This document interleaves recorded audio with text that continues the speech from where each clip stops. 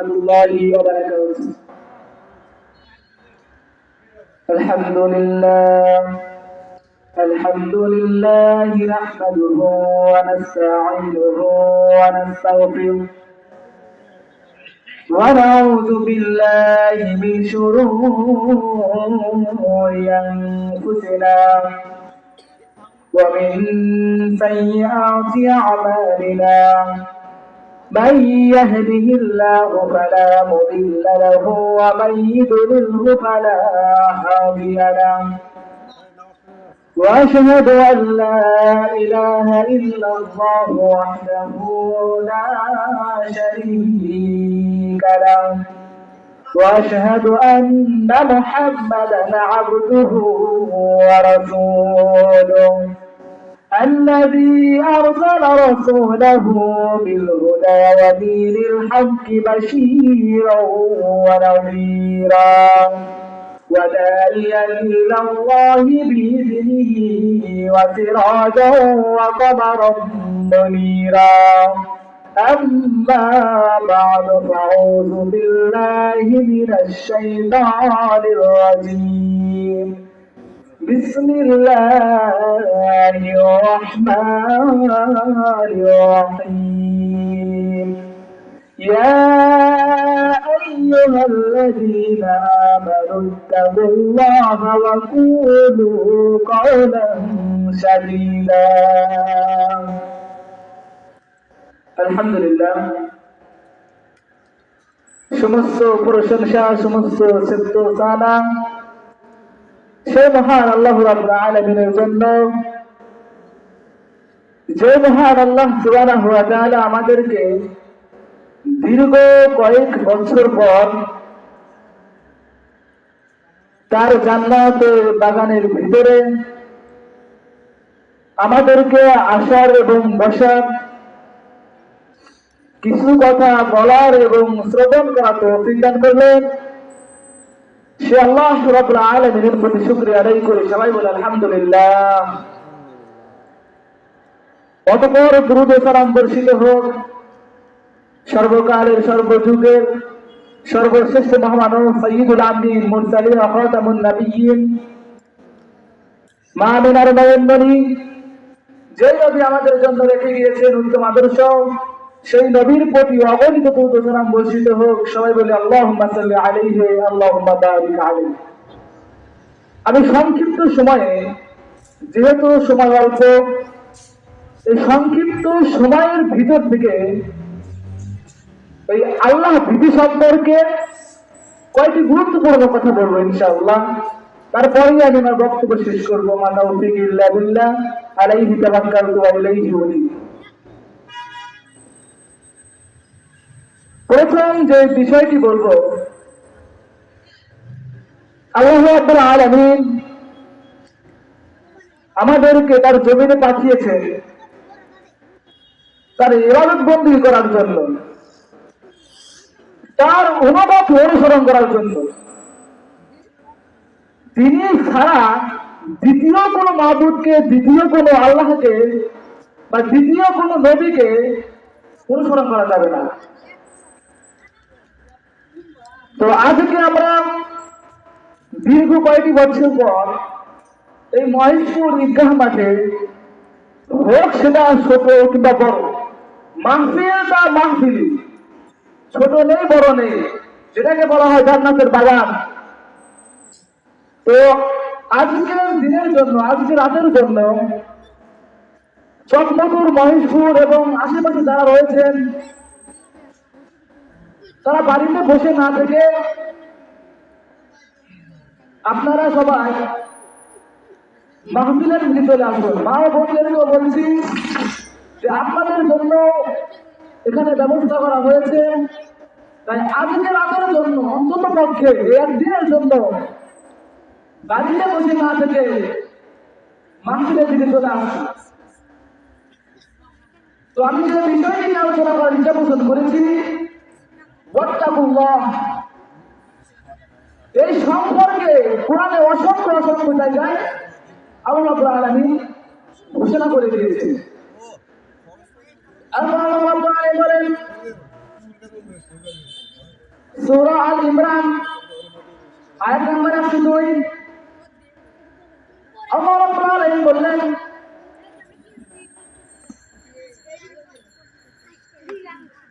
Of হবে ওই যেখান থেকে কারেন্ট নিচে ওটা অবজেক্ট করছে আর এক জায়গা থেকে লাইট কোনো অফ হবো আর এক জায়গা থেকে সূরা আল ইমরান আয়াত নম্বর 102 এখানে আল্লাহ রাব্বুল আলামিন বলেন ইয়া আইয়ুহাল্লাযীনা আমানু তাকুল্লাহা হাক্কা তুকাতিহি ওয়া লা তামুতুন্না ইল্লা ওয়া আনতুম মুসলিমুন। এখানে আল্লাহ রাব্বুল আলামিন বললেন ইয়া আইয়ুহাল্লাযীনা আমানু তাকুল্লাহ। আল্লাহ রাব্বুল আলামিন যখন ডাক দিয়েছেন শুধু ঈমানদারের উপরে ডাক দিয়েছেন। এখানে আল্লাহ রাব্বুল আলামিন বলেন ইয়া আইয়ুহাল্লাযীনা আমানু তাকুল্লাহা হাক্কা তুকাতিহি ওয়া লা তামুতুন্না ইল্লা ওয়া আনতুম মুসলিমুন। হে ঈমানদারগণ, ওয়াত্তাকুল্লাহ, তোমরা আল্লাহকে ভয় করো। হাক্কা তুকাতিহি ওয়া লা তামুতুন্না, তোমরা আল্লাহকে এমন ভাবে ভয় করো যেই পরিমাণ তোমাদেরকে আল্লাহকে ভয় করা দরকার। যেই পরিমাণ তোমাদেরকে আল্লাহকে ভয় করা দরকার সেই পরিমাণ আল্লাহকে ভয় করো, তার চাইতে কম ভয় করো না। যেই পরিমাণ তোমাদের ভয় করতে হবে যে না আমি এই পরিমাণ ভয় করতে পারলে আল্লাহর প্রতিদান আমাকে দিবে, সেই পরিমাণ তোমাদেরকে ভয় করো। হাক্কা তুকাতিহি ওয়া লা তামুতুন্না ইল্লা ওয়া আনতুম মুসলিমুন। শুধু আল্লাহকে ভয় করলেই চলবে না, শুধু আল্লাহকে ভয় করলেই হবে না, এবং তোমরা যখন মৃত্যুবরণ করবে ইল্লা ওয়া আনতুম মুসলিমুন, মুসলমান না হওয়া পর্যন্ত তোমরা মৃত্যুবরণ করো না। তোমরা আল্লাহর উপর ঈমান না আনা পর্যন্ত মৃত্যুবরণ করো না। যতক্ষণ পর্যন্ত তোমরা মুসলিম না হবে, যতক্ষণ পর্যন্ত তোমরা মুসলমান না হবে, ততক্ষণ পর্যন্ত তোমরা মৃত্যুবরণ করো না। মৃত্যুবরণ করো না ততক্ষণ পর্যন্ত।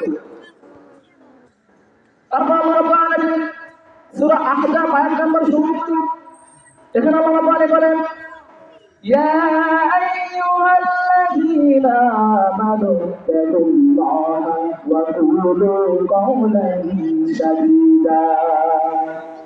ইয়া আইয়ুহাল্লাযীনা আমানু তাকুল্লাহ, হে ঈমানদারগণ, হে আমার দাসগণ, ওয়াত্তাকুল্লাহ, আল্লাহকে ভয় করো।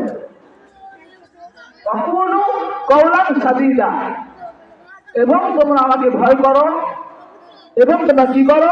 অকুলু কওলান সাদীদা, সত্য কথা বলো, সত্য পথে চলো।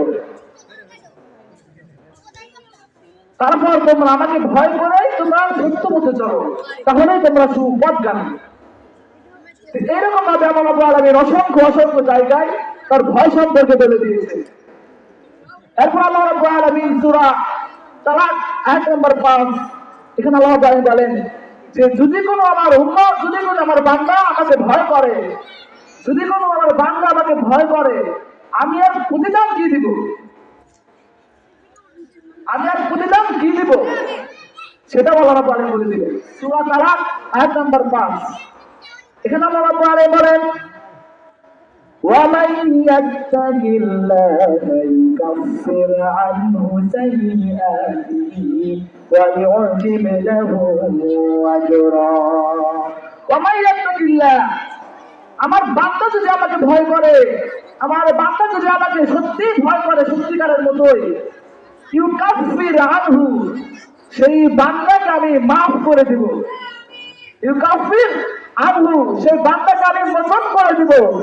সাইয়্যাতিহি, তার জীবনের সমস্ত গুনাহ খাতাকে আমি সেই বান্দাকে মাফ করব। সাইয়্যাতিহি, তার জীবনে যত গুনাহ রয়েছে, যত পাপ রয়েছে, যদি সেই ব্যক্তি আমাকে সত্যিকারের মতো ভয় করে তাহলে আমি আল্লাহ রাব্বুল আলামিন তাকে তার জীবনের পাপকে আমি মোচন করে দেব। তারপর আল্লাহ রাব্বুল আলামিন বলেন যে আমি সেই বান্দাকে শুধু মোচন করে দেব না, আমি সেই বান্দাকে শুধু তার গুনাহ খাতাকে মাফ করে দেব না, গুনাহ খাতাকে মাফ করার দেওয়ার সঙ্গে সঙ্গে আমার ওই বান্দাকে আমি একটু উত্তম প্রতিদান দান করবো। আর বাবা বলেন وَإِعْظِمْ لَهُ أَجْرًا, আমি সেই বান্দার জন্য বিশাল প্রতিদান রেখে দিয়েছি, উত্তম প্রতিদান রেখে দিয়েছি। তাহলে কোরআনের আয়াত যদি আমি বলি, অসংখ্য জায়গায় এই আল্লাহর ভীতি সম্পর্কে দেওয়া রয়েছে, যেটা বলে শেষ করা যাবে না। তাই আমাদেরকে সবসময় আল্লাহর ভীতি হতে হবে।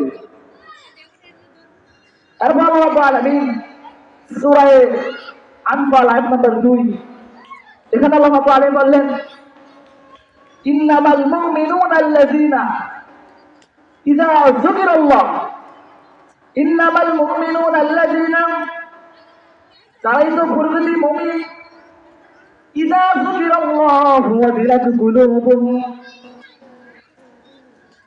যখন তারা আমাকে স্মরণ করে, আমাকে স্মরণ করার সঙ্গে সঙ্গে যাদের অন্তর কেঁপে ওঠে, তারাই তো প্রকৃতি মুমিন, তারাই তো প্রকৃতি মুমিন।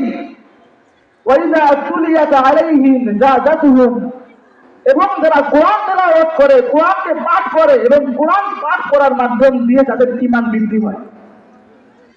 ঈমানাও ওয়া আলা রাব্বিহিম তাওয়াক্কালুন, এবং যারা কি সদা সর্বদা সবসময় আল্লাহর উপর ভরসা রাখে। এই আয়াত দ্বারা 4টি গুণ এখানে বোঝা যায়। এক নাম্বার হচ্ছে যারা আল্লাহ তার রাসূলকে অনুগত করবে। 2 নাম্বার যারা আল্লাহকে স্মরণ করার সঙ্গে সঙ্গে যাদের অন্তর কেঁপে উঠবে। 3 নাম্বার এমন এক শ্রেণীর ব্যক্তি যারা কোরআন পাঠ করলে সেই কোরআন তেলাওয়াত শুনে অন্যজনের ঈমান বৃদ্ধি পাবে। 4 নাম্বার যারা সবসময় আল্লাহর উপর ভরসা রাখে। তো 2 নাম্বার হচ্ছে যারা আল্লাহকে স্মরণ করে, যাদের মধ্যে আল্লাহ ভয় রয়েছে, আল্লাহ ভীতি রয়েছে। এই সম্পর্কে বলতে গেলে অসংখ্য অসংখ্য হাদিস রয়েছে, অসংখ্য অসংখ্য কোরআনের আয়াত রয়েছে।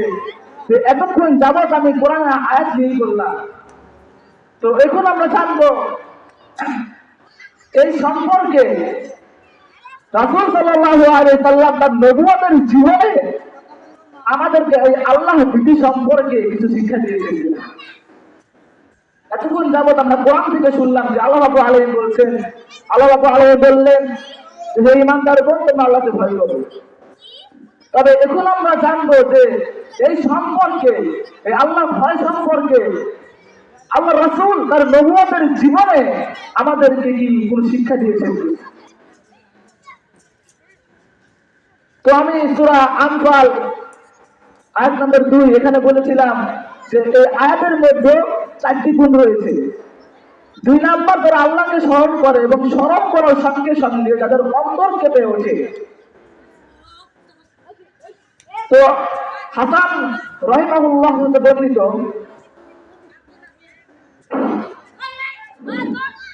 মসজিদে ইবাদত করতে তার সময়ের যুগে অনেক যুবক মসজিদে ইবাদত করতেন, কিন্তু এখনকার সময়ে, এখনকার আধুনিক যুগে একজন যুবককে মসজিদে পাওয়া যায় না। তো তার সময়ে, সেই সময়ে অনেক যুবক মসজিদে ইবাদত করতে, ইবাদত করতে করতে করতে করতে তারা এমন ইবাদত করতে, জোহরের নামাজ পড়ে আসরের নামাজের জন্য তারা অপেক্ষা করবে যে কোথায় পড়া যায় বা কোন মসজিদে পড়া যায়। তারা জোহরের নামাজ শেষ করে আসরের নামাজের জন্য অপেক্ষা করবে। তো তারা নামাজ শেষ করে তাকবীর তাহলিল পাঠ করছে। এমন সময় সেই যুবকদের মাঝখান থেকে একজন যুবককে একটি মেয়ে ভালোবাসতে শুরু করে। এই যুবকদের মাঝখান থেকে একজন যুবককে ভালোবাসতে শুরু করে। তো এখন সেই যুবক সেই মেয়েটির সঙ্গে আড়ালে আড়ালে কথা বলে। আড়ালে আড়ালে কথা বলতে বলতে এরকম অনেক দিন কেটে যায়। একদিন সেই মেয়ে এসে সেই যুবককে বলে যে আমি তো তোমার সঙ্গে এরকম অনেক দিন ধরে কথা বলছি, তো আজকে আমি তোমাকে একটা কথা বলবো, তুমি রাখবে? তখন সেই যুবকটি বলল, আচ্ছা ঠিক আছে, বলো কি কথা। তখন সেই মহিলা বলে, আমাদের অনেকদিন হয়ে গেল আমরা আড়ালে প্রেম করি, কিন্তু আজকে আমার দৈহিক চাহিদা তোমাকে পূরণ করতে হবে। এটা শোনার পর সেই যুবক চিৎকার দিয়ে মাটিতে পড়ে গেলেন। এতক্ষণে বলে কি, যখনই সে মেয়েটি বললো যে আমার দৈহিক চাহিদা তোমাকে পূরণ করতে হবে, এটা শোনার সঙ্গে সঙ্গে সেই যুবক অজ্ঞান হয়ে পড়ে গেল। তখন সেই যুবকের চাচা এসে সেই যুবককে বাড়িতে নিয়ে গেলেন। বাড়িতে নিয়ে যাওয়ার পর সেই যুবকের জ্ঞান ফিরল। জ্ঞান ফেরার পর সেই যুবক এবার বলল, আমার চাচা, আপনি ওমরের কাছে চলে যান। ওমর রাদিয়াল্লাহু তাআলা আনহুর কাছে চলে যান, গিয়ে তাকে জিজ্ঞাসা করুন এই আল্লাহ ভীতি সম্পর্কে, এই আল্লাহকে যে ব্যক্তি ভয় করে তার প্রতিদান কি, এই সম্পর্কে গিয়ে ওমরের কাছে জিজ্ঞাসা করুন। তখন তার চাচা ওমরের কাছে চলে গেলেন। যাওয়ার পর সেই ওমরকে ডেকে নিয়ে আসলেন।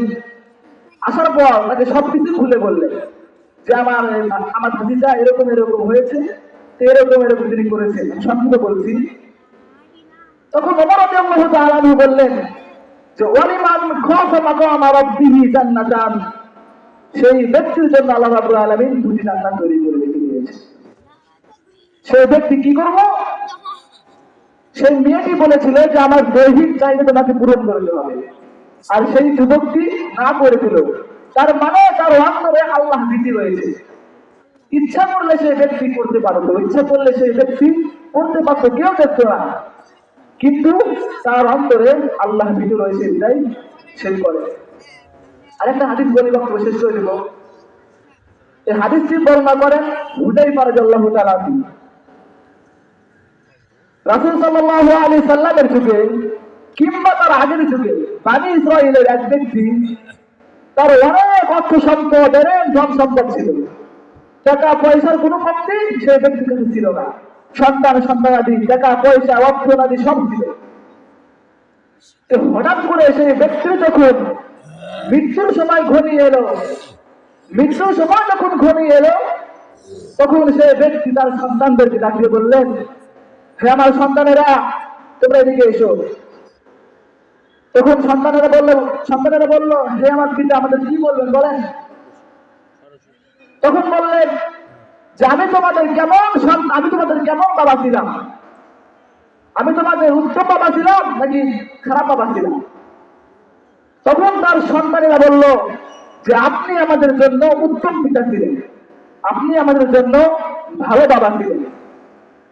তখন তার পিতা বলল যে ঠিক আছে, আমি তোমাদের জন্য উত্তম পিতা ছিলাম, কিন্তু আমার তো অন্তিম সময় হয়ে এসেছে, আমি তো আর মনে হয় বেশি দিন বাঁচবো না, আমাকে তো মৃত্যুবরণ করতে হবে। কিন্তু আমি জীবনে কোনো ভালো কাজ করিনি, ভালো আমলের কাজ করিনি। তবে এখন যদি আমার মৃত্যু হয়, তাহলে আল্লাহ তো মনে হয় আমাকে ছাড়বে না, তাহলে এখন আমি কি করব? তখন তার সন্তানেরা বলল, আপনি তো ঠিকই বলেছেন, তাহলে এখন উপায় কি? তখন তার বাপ বললেন যে এখান থেকে বাঁচবো একটা উপায় আছে, আমার মাথায় একটা বুদ্ধি এসেছে, আর এটা যদি তোমরা পালন করতে পারো, এই মোতাবেক যদি কাজ করতে পারো, তাহলে আল্লাহ আমাকে কোনোদিন ধরতে পারবে না। তখন তার সন্তানেরা বলল, ঠিক আছে বাবা, আপনি বলুন আপনাকে কি করতে হবে। তখন তার বাপ বললেন, শোনো আমার সন্তানেরা, আমার যখন মৃত্যু হবে, মৃত্যু হওয়ার সঙ্গে সঙ্গে আমাকে দাফন করবে না, আমাকে আগুন দিয়ে পুড়ে ফেলবে। শোনো আমার সন্তানেরা, শুধু তাই করবে না, আগুন দিয়ে পুড়ে ফেলে আমাকে কয়লা বানিয়ে ফেলবে, এবং কয়লা বানিয়ে ফেলার পর সেই কয়লাগুলোকে একত্রিত করে একটা বস্তায় তুলবে, এবং সেই বস্তার মুখকে আটক করে দেবে, বন্ধ করে দেবে। শোনো আমার সন্তানেরা, আমি শুধু তাই বলছি না, শুধু সেই বস্তার মুখকে আটক করলেই হবে না, যখন প্রচন্ড যখন খরচ হইবে, যখন ঝড় চলে আসবে, ঠিক সেই সময় সেই বস্তার মুখটা খুলে আমার অর্ধেক ছাইগুলো বাতাসে উড়িয়ে দিবে। আমার অর্ধেক ছাইগুলো বাতাসে উড়িয়ে দিবে। আর আমার অর্ধেক ছাই যে রয়েছে যে থাকবে, সেই অর্ধেক ছাইকে তুমি সমুদ্রে ভাসিয়ে দিবে।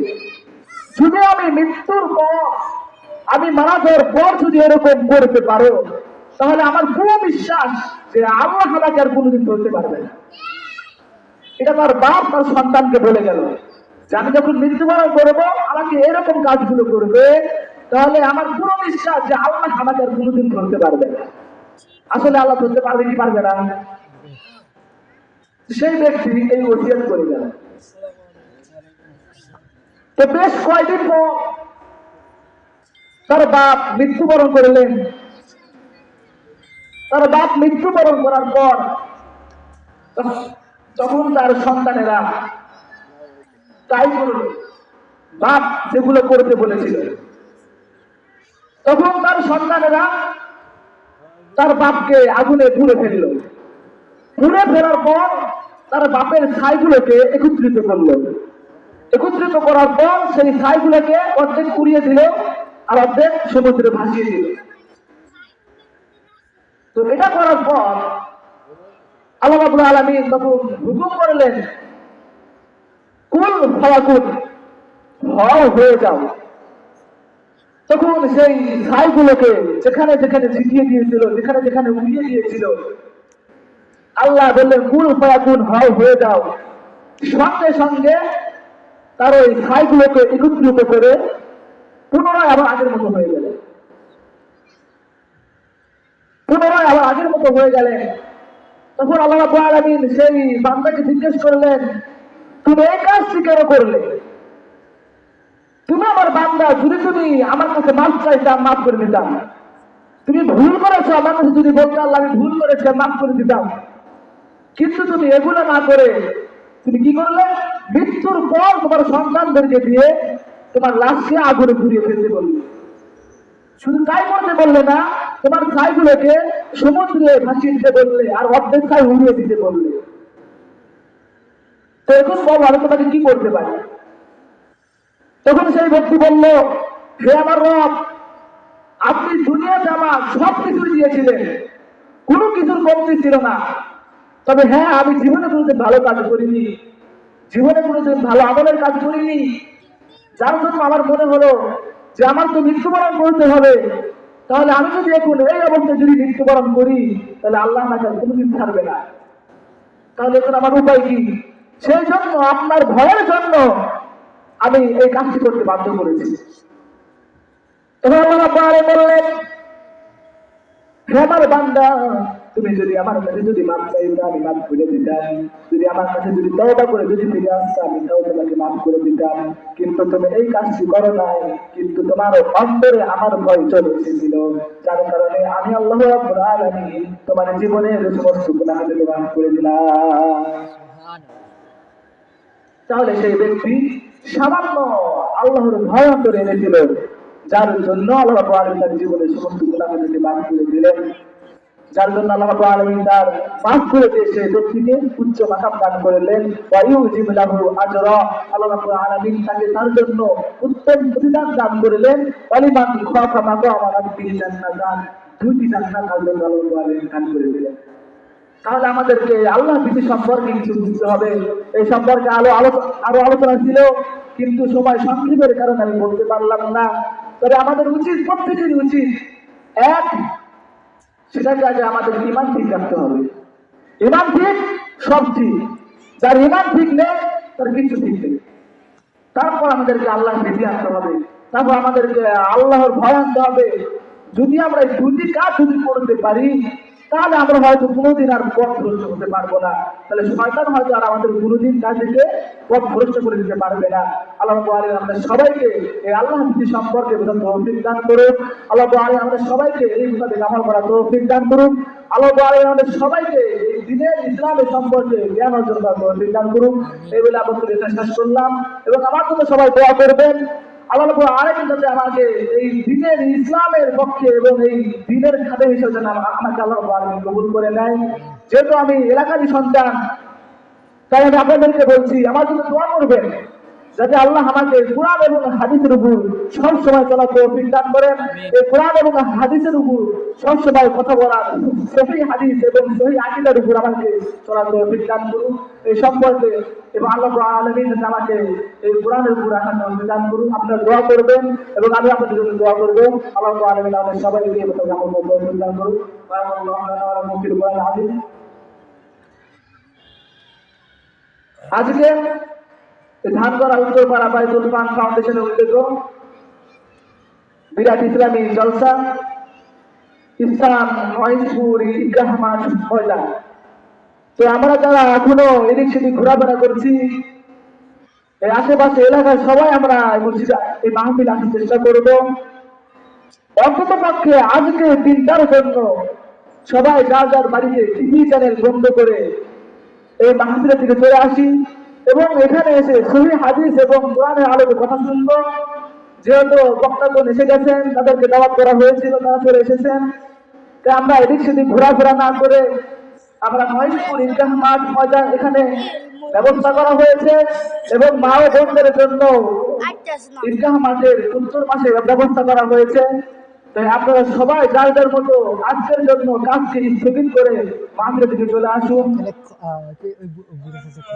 তো এখন এই পর্যায়ে বক্তব্য রাখবেন বিশিষ্ট ইসলামী চিন্তাবিদ ও ইসলামী ব্যক্তিত্ব, আজকে মাহফিলের দ্বিতীয় বক্তা এম আব্দুল্লাহ সরকার, পরিভাষক সরকারি বেগম নুরুন নাহার, তর্কবাদী অনার্স কলেজ। তো এই পর্যায়ে তিনি আপনাদের সম্মুখে বক্তব্য রাখবেন। তবে তার আগে বলি, এখন এই মাহফিলে একটা লোক কিন্তু নেই।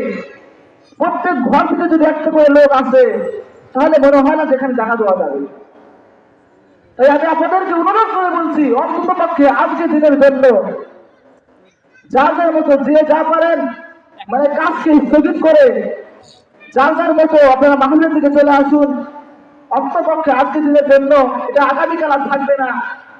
তাই আমরা কাজকে স্থগিত করে মাহফিলের দিকে চলে আসি, এটা আমাদের জন্য উত্তম হবে। যদি এখানে অন্য কোনো অনুষ্ঠান যদি হতো তাহলে বলা লাগতো না, যদি এখানে অন্য কোনো অনুষ্ঠান হতো তাহলে বলা লাগতো না। এখানে কোরআন হাদিসের কথা হবে বলে সেই জন্য বলা লাগছে। আর অন্য কোনো অনুষ্ঠান হলে দেখলেন মাটির পর থেকে লোক আসা শুরু। তাই আমরা আপনাদেরকে অনুরোধ করে বলছি, অন্তত পক্ষে নিজের এলাকার যে কয়জন হয়েছে প্রত্যেক ঘর থেকে যদি একজন করে আসেন, মনে হয় না যেখানে জায়গা দেওয়া যাবে। তাই আজকে দিনের জন্য সবাই যার যার কাজকে স্থগিত করে মসজিদে মাহফিলের দিকে চলে আসুন। এই ঈদগাহ মাঠ এখানে আপনাদের জন্য আয়োজন করা হয়েছে। এর পর্যায়ে বক্তব্য রাখবেন এম আব্দুল্লাহ সরকার, পরিভাষক সরকারি বেগম নুরুন নাহার, তর্কবাদী অনার্স কলেজ। তিনি আপনাদের মাঝে উপস্থিত হয়েছেন। উনি এ পর্যায়ে আপনাদের সম্পর্কে কোরআন এবং হাদিস থেকে বক্তব্য রাখবেন। এই বলে আমি বক্তব্য শেষ করেছি। আসসালামু আলাইকুম ওয়া রাহমাতুল্লাহি ওয়া বারাকাতুহু।